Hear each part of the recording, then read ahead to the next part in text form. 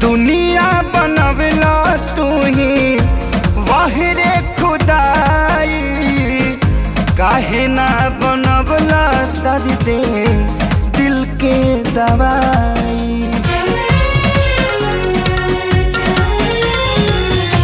दुनिया बनवला तू ही वाहिरे खुदाई, काहे ना बनवला दर्द दिल के दवाई।